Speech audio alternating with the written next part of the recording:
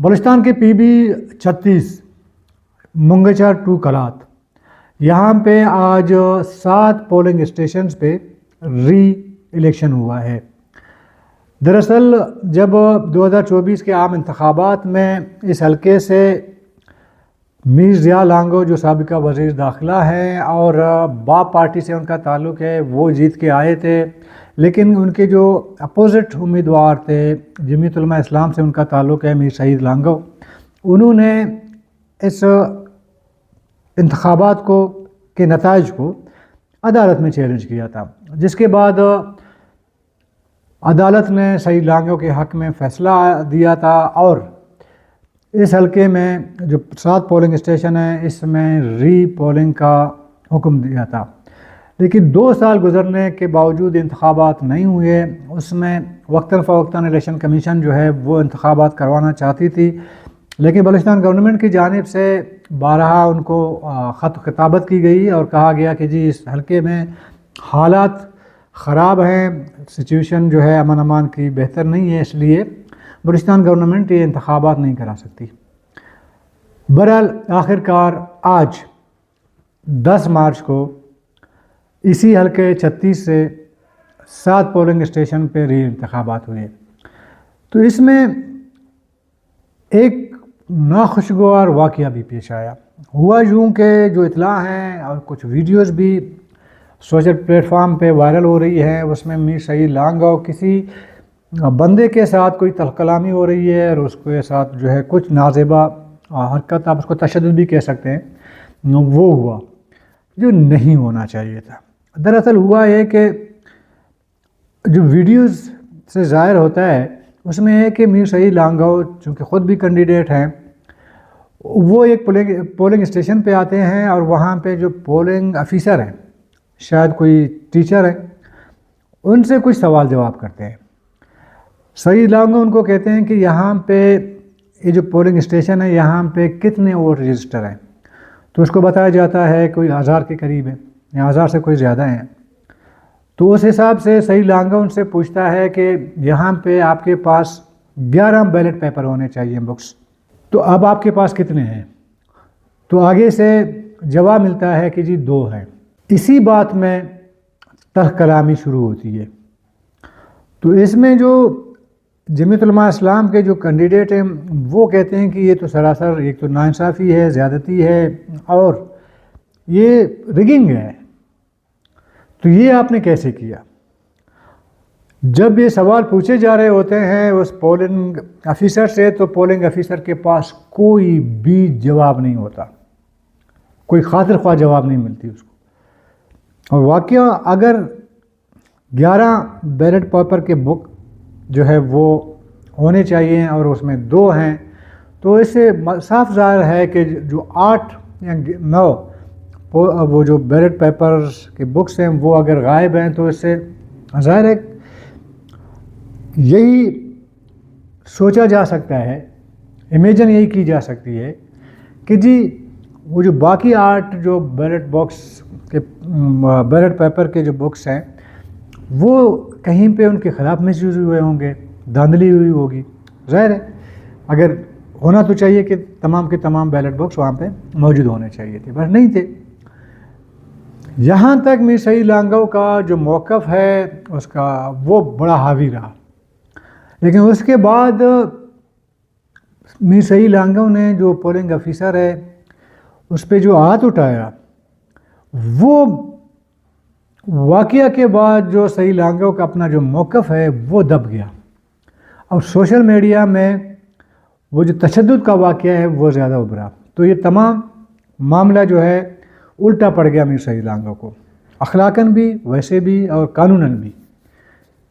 ہونا نہیں چاہیے تھا ایسا۔ ویسے ایک سیاستدان کو اتنا آپے سے باہر نہیں ہونا چاہیے، ایک سیاستدان کو ضبط اور تحمل کا اس کے پاس اتنا ول پاور ہونا چاہیے کہ تھوڑا قوت و ارادی ہوتی ہے، برداشت ہوتی ہے، وہ ہونا چاہیے، لیکن نہیں ہوئی۔ اس کی وجہ میرا خیال یہ ہے کہ ایک تو رمضان میں عمومی طور پر جو ہمارا سوسائٹی ہے اور وہ اس کو غصہ زیادہ آ جاتا ہے، آپ نارملی اگر کہیں پہ بازار میں کہیں پہ کوئی چیز خرید رہے ہیں یا کسی ٹریفک میں آپ جائیں گے، باقی دنوں کی بنسبت آپ دیکھیں گے کہ رمضان میں لڑائی جھگڑے زیادہ ہوتے ہیں.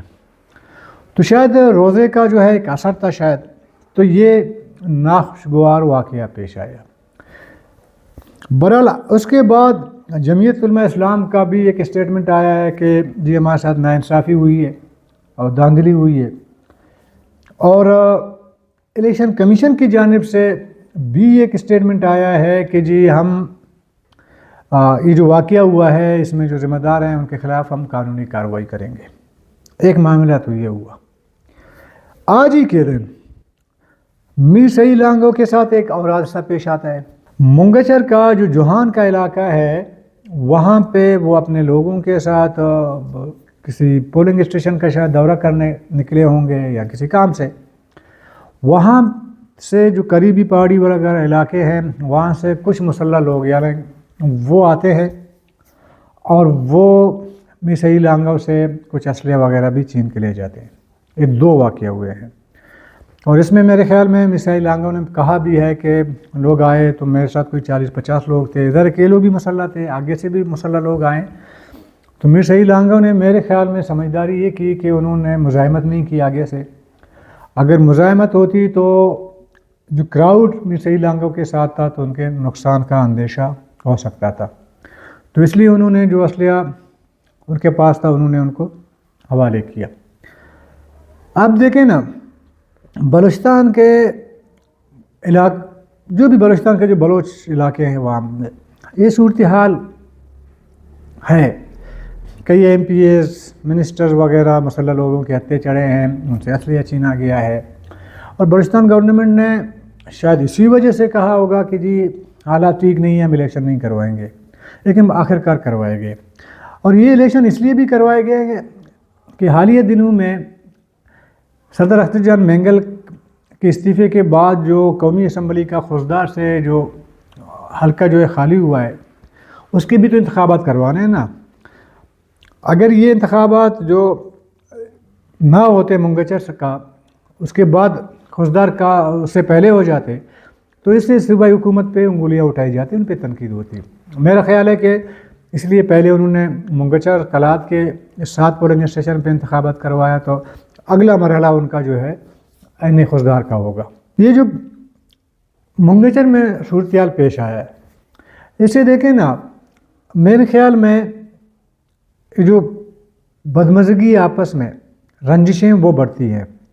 ذرا کہ وہ جو پولنگ افیسر تھا وہ بھی کسی قبیلے سے اس کا تعلق ہوگا، کسی خاندان سے ہوگا، تو وہ جو ناراضگی ہے وہ رنجشیں بڑھ جاتی ہیں اس سے.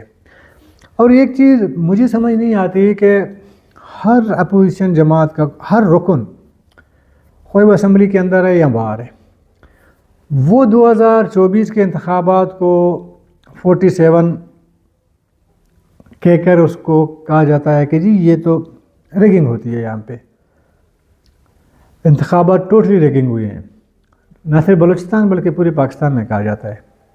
پیپل پارٹی بھی یہی کہتی ہے، نون لیگ بھی یہی کہتی ہے، اور پی ٹی آئی بھی یہی کہتی ہے، باقی سیاسی جماعتیں بھی یہی کہتی ہیں.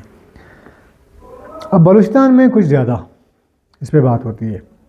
دیکھیں، سیاسی جماعتوں کو جب 100% یہ پتہ ہے، خود کہتے ہیں کہ محمد خان شہید صاحب کا اسٹیٹمنٹ سامنے ہے، تو وہ کہتے ہیں کہ جی ہمارے الیکشن 2 دن پہلے ہمیں بتایا جاتا ہے کہ فلانا بندہ کامیاب ہو رہا ہے. اسی طرح باقی جو سیاسی جماعتیں بلوچستان کے، ان کا لگ بھگ یہی کہنا ہے کہ جی ہمیں پہلے سے پتہ چل جاتا ہے، اشارے مل جاتے ہیں کہ جی فلانا بندہ اس حلقے سے منتخب ہو کے آ رہا ہے، اس کو کامیاب کروایا جا رہا ہے. یہی سیاسی جماعتیں کہتی ہیں. جب یہ سب چیزیں آپ کو پتہ ہے کہ رزلٹ پہلے سے تیار شدہ ہے، صرف اس کا اعلان باقی ہے، تو پھر یہ سیاسی جماعتیں اس کے باوجود جا کے انتخابات میں حصہ کیوں لیتی ہیں؟ یہ جانتے ہوئے کہ جی اس انتخابات کے رزلٹ کا پہلے سے اناؤنسمنٹ ہو چکا ہے، فیصلہ ہو چکا ہے، اناؤنس ہونا باقی ہے، تو پھر ضرورت نہیں ہے نا. کم سے کم اس سے یہ ہوگا کہ ایک احتجاج تو ریکارڈ ہوگا نا. جیسے یہ جو حلقہ ہے آپ کا منگچر کا، جس میں صحیح لانگوں کے حق میں فیصلہ بھی آیا، سب کچھ ہوا، اس کے بعد دوبارہ الیکشن ہوئے، جمعیت کے تیزی دھاندلی ہوئی، اور وہ جو بیلٹ پیپر کا جو بات چیت ہوتی ہے اس سے تو صاف ظاہر ہو رہا ہے کہ جی بیلٹ باکس تو ادھر ہے نہیں، اب پیپرس باکس نہیں، پیپرس. تو اس کا مطلب یہ ہے کہ سیاسی جماعتوں کو پتہ ہے کہ یار اس نے آنا ہے، اس نے نہیں آنا ہے. تو مجموعی طور پر خواہ جمعیت ہو، خواہ کمپر جماعتیں ہوں، کوئی بھی ہو، اگر وہ سمجھتے ہیں ہمارے ساتھ دھاندلی ہو رہی ہے، 47 ایشو کی جا رہی ہے، تو متفقہ طور پر یہ بائیکاٹ کر سکتے ہیں. اس سے یہ ہوگا کہ آپ ایک احتجاج ریکارڈ کرا رہے ہیں. ویسے بھی آپ کو اسمبلی میں بقول آپ کو آنے نہیں دیا جا رہا، جبکہ اسی معاملے پہ جو حکومت میں ہے، آپ وزیر بلوچستان کے اسمبلی کے اندر ریکارڈ اٹھا کے دیکھیں تقاریر کا، وہ کہتے ہیں کہ جی یہاں پہ 47 ہو یا 45 ہو، کسی دھاندلی نہیں ہوئی، کہیں اکا دکا کہیں شاید ہوا ہو، وہ بھی سیاستدانوں نے آپس میں کی ہوگی. مجموعی طور پر وہی لوگ کامیاب ہو کے آئے ہیں بلوچستان اسمبلی میں جو اس سے پہلے کامیاب ہوتے رہے ہیں. یہ بلوچستان کے وزیر اعلیٰ کا موقف ہے، اسمبلی میں اس کا ریکارڈ موجود ہے تقاریر کا. تو دو موقف ہیں. جب اپوزیشن یہ سمجھتی ہے یا وہ جماعتیں سمجھتی ہیں کہ جی ان کو آنے نہیں دیا جا رہا ہے جمہوری طریقے سے کہ وہ اسمبلی پہنچے، ان کے خلاف دھاندلی کی جاتی ہے، ریگنگ کیا جاتا ہے، ان کو روکا جاتا ہے کامیاب ہونے سے، تو پھر ان کو بائیکاٹ کرنا چاہیے کہ جی ہم یہ الیکشن کا حصہ نہیں بنیں گے. اس سے یہ ہوگا کہ وہ جو خرچے اخراجات ہیں اس سے آپ بچ جائیں گے. یہ جو آپ محنت کرتے ہیں جا کے لوگوں سے ملنا جلنا، ان کو قائل کرنا ووٹ دینے کا، اس سے بھی آپ بچ جائیں گے. اس کے بعد اگر آپ یہ موقف رکھیں جی ہم نے اس لیے الیکشن میں اس طرح نہیں لیا کہ ہمارے ساتھ یہ ہونے جا رہا تھا، تو آپ کے موقف میں ایک مضبوطی آئے گی اور مستحکم ہوگا آپ کا موقف.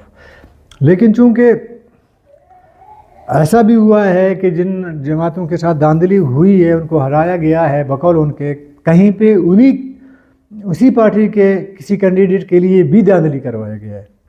وہ اس لیے ہوتی ہے تاکہ جو اگر کل کلاں کوئی جماعت اگر یہ بات کہے کہ میرے ساتھ دھاندلی ہوئی ہے تو اس کے موقف میں وہ پختگی نہ ہو، لوگ اس کے اس موقف کی تائید نہ کریں.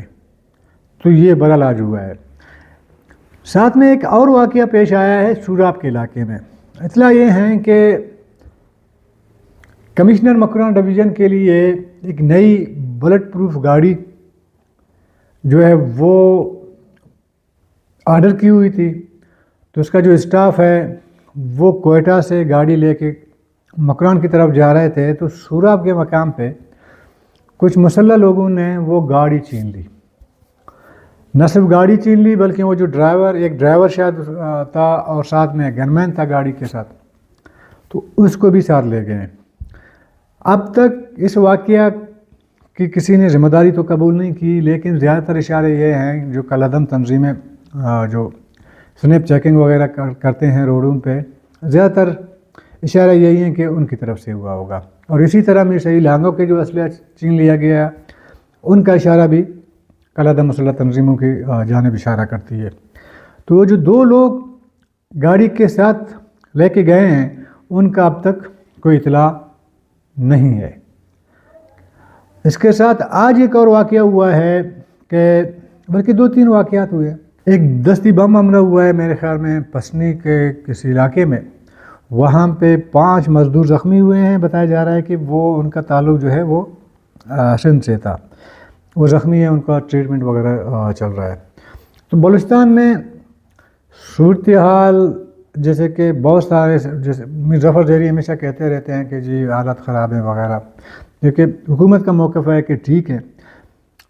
ان دونوں موقف کے بیچ میں اگر آپ صورتحال دیکھتے ہیں گراؤنڈ میں تو واقعتاً یہاں پہ کوئی ایم پی اے، کوئی فگر، پبلک فگر ہو یا کوئی اور ہو، وہ سڑکوں پہ سفر نہیں کر سکتا.